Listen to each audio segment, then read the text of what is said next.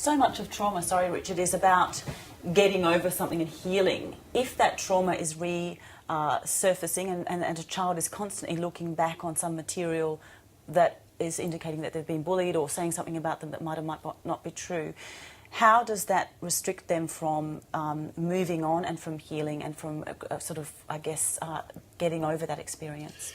In the most profound ways. The children who contact us, their parents, and in rarer cases teachers, are indicating children who are incredibly isolated.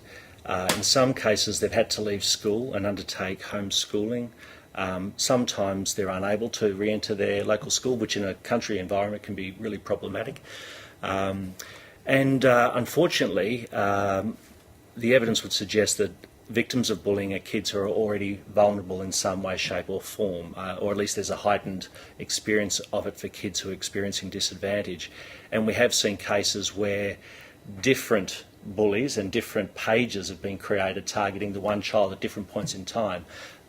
In other words, trauma taking place over the space of, say, 3 months, for example.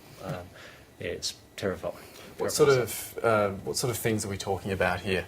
And because with social media, there seems to be a lot of bullying going on, and also offensive language and different things like this. But some of this stuff that you're talking about is very targeted to individual people.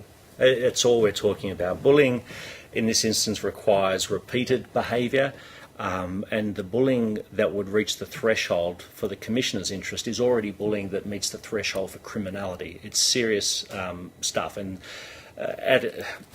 the offence that most regularly would apply in this instance has and it is one of the lesser offences, has a maximum imprisonment of 3 years. And after that, it just gets more serious, and the length is greater. So it's very serious business, but it is only targeted to particular children, and it's bullying that's already criminal in essence. Will the eSafety Commissioner actually recommend criminal charges? Is that something that the position would do? No. It is open to the eSafety Commissioner to report on to the police, but it isn't like a coroner in that way, doing, sifting through all the evidence and making recommendations.